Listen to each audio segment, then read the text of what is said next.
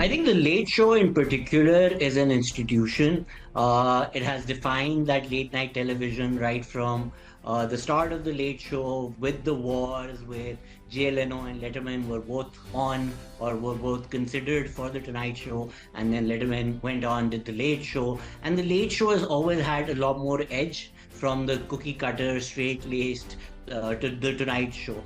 The second part of the question, I think that's presuming that this was a purely financial decision, and I'm sure that's not what you're saying as well. But one can read that into it. I don't think it was a purely financial decision, as CBS has put it. We've seen how Donald Trump posted an AI video right after the end of the Late Show, where he picks up Stephen Colbert and throws him in the trash. To say that that is anything close to routine or the usual in American politics or world politics in general. Where do we see presidents putting late night show hosts into a trash can, and that too an AI video posted on the official handle of the president of the United States? So no, this is not usual at all, and this is not a decision that was taken based on financial constraints or a financial decision, as CBS puts it. We saw how Donald Trump had a falling out with Kimmel as well, leading to a widespread support of Jimmy Kimmel online, which reinstated Jimmy Kimmel's show. But now it seems like this is the end of Stephen Colbert, and then the day later he was in Monroe doing basic public access television, and Paramount had a huge issue with that as well. So the issue here is Donald Trump's ego, Donald Trump's insecurity, the shrinking space for comedy in the United States, freedom of speech and censorship and corporate interest lying down before the government, as opposed to anything to do with finances or the Late Show as an institution or late night television in general. Falling. The ratings are falling. It is not as popular as it used to be because of the internet. But the cancellation of Stephen Colbert's show has nothing to do with that, in my opinion.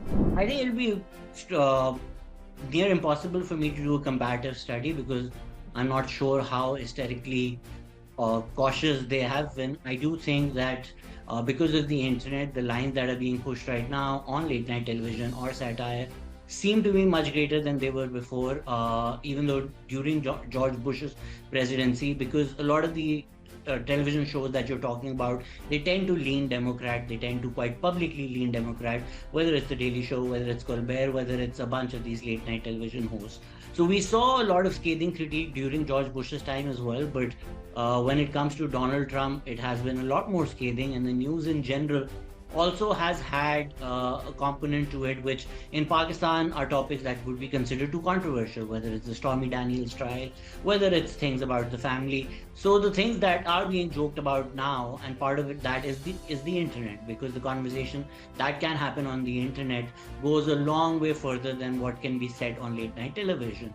So the conversations have also become a lot more, as we call in Pakistan, bold or controversial. So I'm not sure how overly cautious they are as compared to the past, but definitely as far as corporate interests are concerned, in my opinion, they've always been paramount, pun intended. No corporation wants that their bottom line gets affected from anything that is said based on any one of their media channels. This is why for people who are in the know or have seen documentaries on Rupert Murdoch, this is why he took over the media empire. This is why that media mogul had so much sway in the government as well, because he controlled the knobs of the government. And then how Donald Trump took that on, how Donald Trump took over the media, and how Donald Trump used the internet to become president is a whole new conversation as well. But whether it's India, where the Cockroach Janata Party is now also saying that the Adanis and the Ambanis and the control they have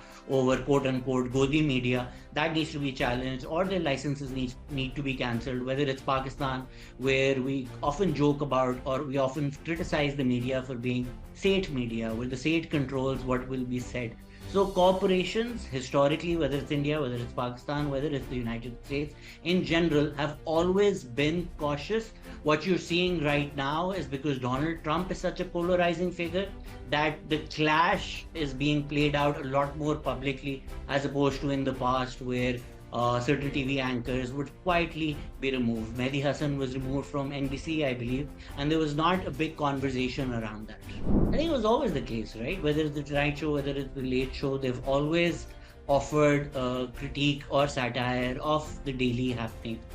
The just like with Imran Khan in Pakistan or Narendra Modi in India, Donald Trump is such a lightning rod for these issues. So a lot of issues become less about the issue itself and more about what Donald Trump's position in it is, and Donald Trump becomes an easy pinata for comics to attack as well. It's like this glowing target that whatever the issue of the day is, you laser in on that, which is why Donald Trump is at the center of it, or it seems a bit different. But during the George Bush years, I grew up watching Jon Stewart, and Jon Stewart always offered a scathing critique of the regime. And Jon Stewart's one of those who's not as partisan as somebody like uh, I don't want to name anybody, but everybody else, even when Joe Biden's presidency was being questioned and there were rumors about him sleepwalking through the presidency, Stephen Colbert treated it with a light touch. Jon Stewart went on and went scorched earth on the Late Show as well. So that format has always offered critique of the government. Depending on the host, the degree can change rather than, I think, the format itself. Like, for instance, with NBC, Jimmy Fallon tends to be a lot more soft spoken or a lot more vanilla. Colbert tended to be a lot more scathing, and Jon Stewart is the extreme example on that scale where he doesn't hold back any punches. New platforms will obviously replace that. We see the roast format has been taken up by Netflix. The roast of somebody XYZ was famously telecasted on television, but now Netflix, you're able to say a lot more, and then there's an entire discussion on whether certain jokes should have been made on the roast of Kevin Hart or not. That's a separate discussion. But these platforms will always be available, which will have a lot less censorship than mainstream media or television media. And then there is YouTube, and then there is the internet in general, whether it's Twitter, whether it's YouTube, whether it's Facebook. They all have their own policies with different criteria for what they consider acceptable and what they consider unacceptable. So the new platforms will absolutely take over. I think that's a bit harder to tell whether this, what we're seeing right now, is a specifically Trump phenomena. It might just be that once Trump's out of office, the Late Show with Stephen Colbert returns, because he even ended the show with, I believe it was 11 million views, which is a record for weekday late night television. So whether this is just a Trump specific phenomena or people or future presidents will take a leaf out of Trump's playbook and control what can be said on television, especially by comedians or not. That is a bit harder to tell, but if I am to lean either way, I would say this is a Trump specific phenomena, and if especially if the Democratic Party comes into power, you'd see a lot more of this again. And with Colbert's departure, that also doesn't mean it is over.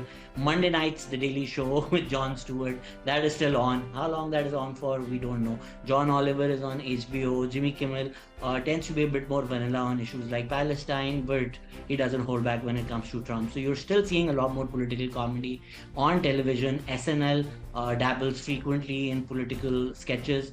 So no, I don't think this is the end of political comedy on television.